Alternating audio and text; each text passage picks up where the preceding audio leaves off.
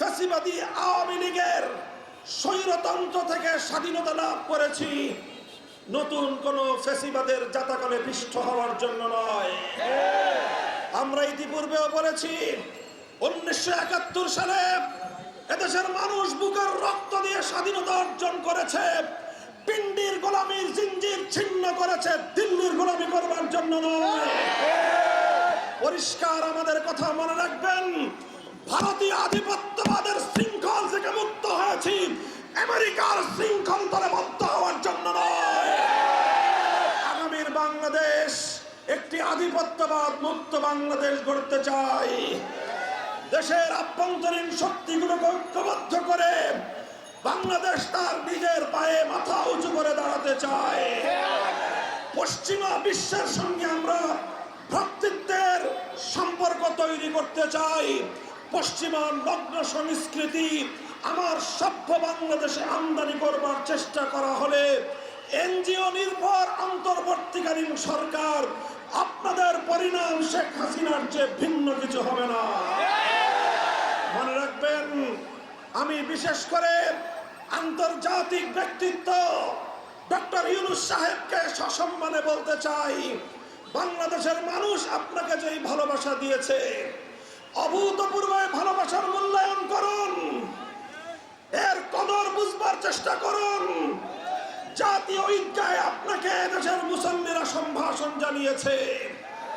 মনে রাখবেন, আপনার অবস্থান যদি ইসলামের বিপক্ষে হয়, আপনাকে ডাস্টবিনে ছুঁড়ে ফেলতে এক মুহূর্ত বিলম্ব হবে না।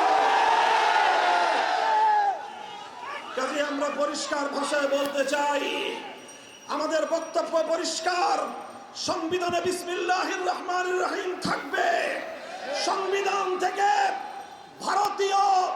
ভারতীয় সংবিধানের মূলনীতি থেকে আমদানিকৃত ভারতীয় মাল সেকুলারিজম তথা ধর্মনিরপেক্ষতাবাদ দিল্লিতে ফেরত যাবে।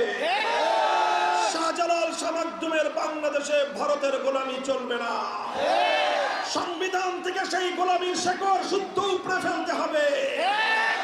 সংগ্রামী সাথী ও বন্ধুগণ, আধিপত্যবাদ মুক্ত, সাম্রাজ্যবাদের প্রভাব মুক্ত একটি কল্যাণ রাষ্ট্র প্রতিষ্ঠার জন্য দেশপ্রেমিক সকল শক্তিগুলোকে আমরা হাতে হাত রেখে ঐক্যবদ্ধ হওয়ার আহ্বান জানিয়েছি। সংগ্রামী সাথী ও বন্ধুগণ, এজন্য আমি সমমনা সকল ইসলামী সংগঠনগুলোকে সর্বপ্রথম উদাত্ত আহ্বান জানাতে চাই। আমরা বিশ্বাস করি, ইসলাম মানবতার যেই অধিকার নিশ্চিত করেছে, নারীর যে অধিকার ইসলাম প্রদান করেছে, কিয়ামত পর্যন্ত সমস্ত মত পথ আদর্শ মিলেও ইসলামের ছিটে ফোটা অধিকারও কোন মানুষকে অথবা কোন নারীকে অন্য কোনো মতাদর্শ দিতে পারে না। তাই ইসলামকে বাদ দিয়ে, ইসলামকে মাইনাস করে যারা মানুষের অধিকার কিংবা নারীর অধিকারের স্বপ্ন দেখে, তারা দিনের বেলায় ঘুমিয়ে আকাশে পূর্ণিমার চাঁদ দেখে। সংগ্রামী সাথী ও বন্ধুগণ, এজন্য আমাদের উদাত্ত আহ্বান, ধীরে ধীরে আমাদেরকে বাংলাদেশে একটি ইসলামী রাষ্ট্র প্রতিষ্ঠার পথে এগিয়ে যেতে হবে। ইনশাআল্লাহ আগস্ট বিপ্লব আমাদেরকে চোখে আঙুল দিয়ে দেখিয়ে দিয়েছে, বিপ্লবের জন্য যখন উর্বর হয়ে যায় মাটি, বিপ্লবের জন্য যখন জনতা প্রস্তুত হয়ে যায়, বড় কোনো রাজনৈতিক দলের প্রয়োজন হয় না, বড় কোনো রাজনৈতিক নেতার প্রয়োজন হয় না। আবাবিলের মতো ছাত্র জনতা নেতৃত্ব দিয়ে জগদ্দল পাথরের মতো ফ্যাসিবাদী শেখ হাসিনাকে সীমান্তের বাইরে পাঠিয়ে দিয়েছে। ইনশাআল্লাহ আমরা হাতে হাত রাখবো। ইসলামী সংগঠনগুলো দৃঢ় প্রতিজ্ঞ হলে বাংলাদেশের স্বাধীনতার উপর আর কোন ভিনদেশী শত্রুর ইগলের ঠোঁট কামড় দেওয়ার দুঃসাহস কেউ দেখাবে না ইনশাআল্লাহ। এছাড়াও দেশপ্রেমিক অন্যান্য সকল শক্তির প্রতি আমার একটি উদাত্ত আহ্বান, বিশেষ করে বর্তমান বাংলাদেশের সর্ববৃহৎ রাজনৈতিক প্ল্যাটফর্ম বাংলাদেশ জাতীয়তাবাদী দল বিএনপি এবং আমাদের ছাত্র জনতাদের প্ল্যাটফর্ম এনসিপি কে আমি উদাত্ত আহ্বান জানাবো, আপনারা একটা কথা মনে রাখবেন, বাংলাদেশের শত বৎসরের ইতিহাস প্রমাণ করে বাংলাদেশের অস্তিত্ব এবং ইসলাম এক সূত্রে গাঁথা। বাংলাদেশের অস্তিত্ব এবং ইসলাম এক সূত্রে গাঁথা। ব্রিটিশ সাম্রাজ্যবাদের বিরুদ্ধে 200 বছরের সংগ্রাম, 19 শতকের গোড়ার দিকে কলকাতার আধিপত্যবাদের বিরুদ্ধে সংগ্রাম, 1947 সালের দিল্লি থেকে বাংলাদেশের সম্পূর্ণরূপে দিল্লির দাসত্ব করতে অস্বীকৃতি জ্ঞাপন, 71 সালের মুক্তিযুদ্ধ, প্রতিটি চেতনাকে ভিত ধরে 24 বিপ্লবের ভিত্তিতে আগামীর বাংলাদেশ গড়ে তুলতে হবে। ইনশাআল্লাহ আমরা সর্বপ্রথম একটি বৃহৎ ঐক্য গড়ে তুলতে চাই। সে ঐক্য হবে আওয়ামী ফ্যাসিবাদ বিরোধী সকল রাজনৈতিক শক্তিগুলোর বৃহৎ ঐক্য। দ্বিতীয় আরেকটি শক্তিশালী ঐক্য আমরা গড়ে তুলতে চাই, সেটা হলো আগামীর বাংলাদেশে একটি ইসলামী বিপ্লবের জন্য ঐক্য। আগামী দিনে আগত বাংলাদেশের জাতীয় নির্বাচনে ইনশাআল্লাহ বাংলাদেশের ইসলামপন্থীরা ঐক্যবদ্ধভাবে জাতির সামনে উপস্থাপিত হবে।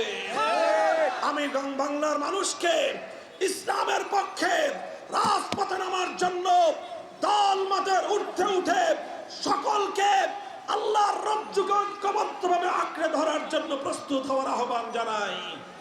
সংগ্রামী সাথী ও বন্ধুগণ, আমার সর্বশেষ পয়গাম হলো, মনে রাখবেন, বৈষম্যহীন বলেন, ইনসাফপূর্ণ সমাজ বলেন, মানব রচিত কোনো তন্ত্র মন্ত্র দিয়ে পরিপূর্ণ বৈষম্যহীন ইনসাফপূর্ণ সমাজ গড়া কোনোদিন সম্ভব নয়। যদি আপনারা প্রকৃত অর্থেই মানবতার মুক্তি চান, বৈষম্যহীন ইনসাফপূর্ণ দেশ এবং জাতি গঠন করতে চান, আসমানের মালিক, এই জমিনের মালিক আল্লাহ প্রদত্ত রাজনৈতিক বন্দোবস্ত ছাড়া মানবতার প্রকৃত মুক্তি অন্য ভিন্ন কোনো পথেই সম্ভব নয়। আল্লাহ প্রদত্ত রাজনৈতিক বন্দোবস্তের নামই হলো খেলাফত ব্যবস্থা।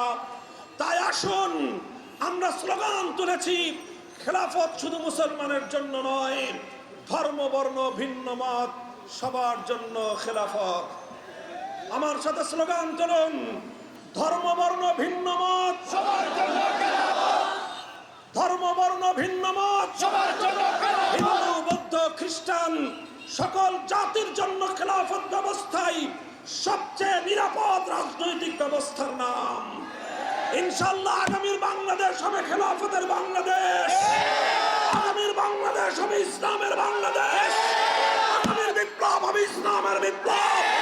সেই ইসলামের বিপ্লবের জন্য, খেলাফতের বিপ্লবের জন্য যে কোনো ত্যাগ আর কোরবানি স্বীকার করতে হলে সেই ত্যাগ আর কোরবানি স্বীকার করে সুন্দর ইসলামের বাংলাদেশ গড়ে তুলবার জন্য আপনারা প্রস্তুত থাকবেন তো ইনশাআল্লাহ?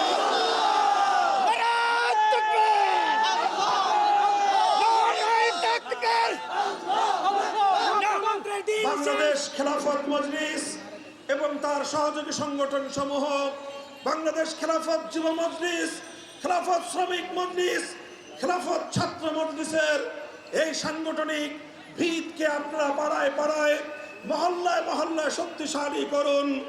ইনশাআল্লাহ সকল তাগুতের বিরুদ্ধে একটি ঐক্যবদ্ধ সংগ্রামের মধ্য দিয়ে আমরা আল্লাহর দ্বীনের বিজয় প্রতিষ্ঠা করব। আল্লাহর এই জমিনে কালেমার পতাকা উঠবে ইনশাআল্লাহ। সেদিনের প্রত্যয় ব্যক্ত করে আজকের এই সমাবেশকে সাফল্যমণ্ডিত করায় বাংলাদেশ খেলাফত মজলিসের পক্ষ থেকে আপনাদের সকলকে আন্তরিক অভিনন্দন জানাই। আগামী দিনে ইনশাআল্লাহ বাংলাদেশ খেলাফত মজলিসের পক্ষ থেকে আপনাদের ফেনী জেলার প্রথম 1 আসনে মাওলানা নাজমুল আলম, ফেনী 2 আসনে মাওলানা হারুনুর রশিদ এবং ফেনী 3 আসনে মাওলানা এনামুল হক মুসাকে আপনাদের কাছে তুলে দিয়ে বাংলাদেশ খেলাফত মজলিসের প্রতীক রিকশা মার্কাকে জনপ্রিয় করে গণসংযোগ পরিচালনা করবার জন্য উদাত্ত আহ্বান জানাই।